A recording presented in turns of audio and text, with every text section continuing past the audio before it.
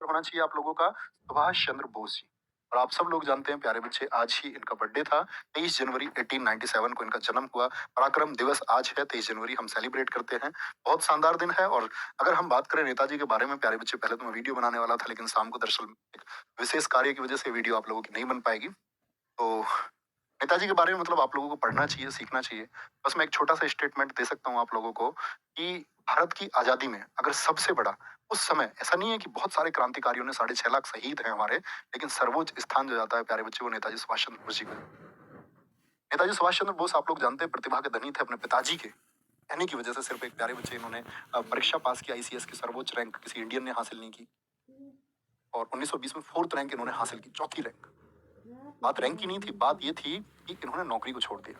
जब नौकरी को छोड़ दिया तो प्रश्न ये आया कि मतलब इनके जब दोस्त गए थे, आप समझ रहे हैं इस बात को, कि इनके जब दोस्त गए मेरिट को देखने के लिए, तो इनके दोस्तों ने कहा सुभाष चंद्र बोस तुम्हारा तो नाम ही नहीं है। इन्होंने कहा ठीक है, कोई दिक्कत नहीं है, हमारे पिताजी के कहने की वजह से हम कर रहे हैं, आगे प्रयास कर लेंगे। लेकिन बाद में सेक्रेटरी जब आया गवर्नमेंट की तरफ से, उसने इन्फॉर्म किया कि तुम्हारा नाम टॉपर लिस्ट। तो टॉपर लिस्ट में पहुंचने वाले पहले भारतीय बने और छोड़ने वाले भी पहले भारतीय बने। इससे पहले ऐसा नहीं था ये पहले बने। आईसीएस परीक्षा और लोगों ने पास की, निचली रैंक के साथ पास की, लेकिन छोड़ कोई नहीं पाए।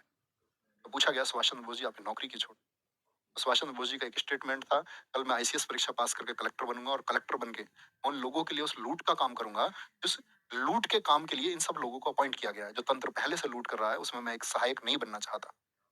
परीक्षा पास करने की बात थी, अपनी प्रतिभा दिखाने की बात थी। हमारे पिताजी ने हमसे कहा था कि तुमसे नहीं हो पाएगा, तो हमने वो चीज करके दिखाई। लेकिन मैं अपनी भारत माँ के आंचल को लूटने के लिए कलेक्टर पद धारण करके लोगों को पैसे दूं, ये मुझे प्यारे बच्चे मंजूर नहीं है। ये कहा सुभाष चंद्र बोस जी ने, और अपनी नौकरी छोड़ दी। और जब लंदन से मुंबई आए तो एक जन सैलाब खड़ा था। कहते हैं कि जो लोग अच्छा काम करते हैं, बेहतरीन काम करते हैं, उनके समर्थन में लोग हमेशा होते हैं। और बाकी तो आप लोग इतिहास में पढ़ते हैं इनके बारे में। और एटली का वो स्टेटमेंट सुनो।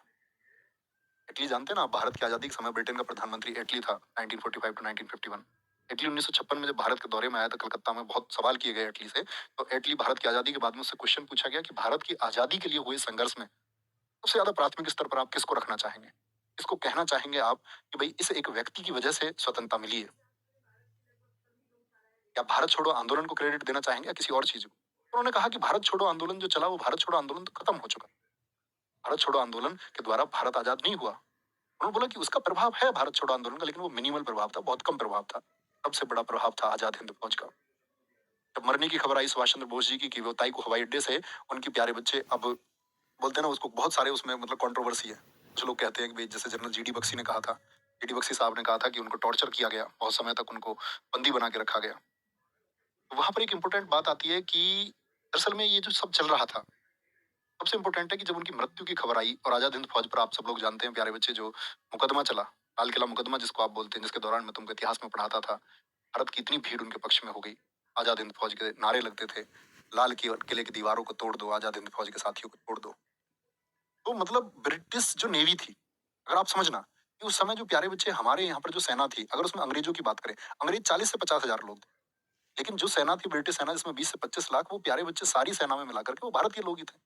उन सब लोगों ने फिर आजाद हिंद फौज के सपोर्ट में आकर के, पहले रॉयल नेवी जो थी उसने विद्रोह किया, फिर रॉयल एयरफोर्स जो थी, फिर आर्मी थी। इन सब लोगों ने जब विद्रोह किया तो इन लोगों ने देखा कि भाई हम इन लोगों को एक तो वेतन दे रहे हैं, फिर प्लस में विद्रोह हो रहा है। सेकंड वर्ल्ड वॉर तभी खत्म हुआ था, और सेकंड वर्ल्ड वॉर खत्म हुआ तो सैनिक भी थक चुके थे, तो ऐसा भी नहीं था बाहर से वो डिप्लॉय कर पाते सैनिकों को। तो ऐसी स्थिति हुई कि उन्होंने छोड़ने का मन बना लिया।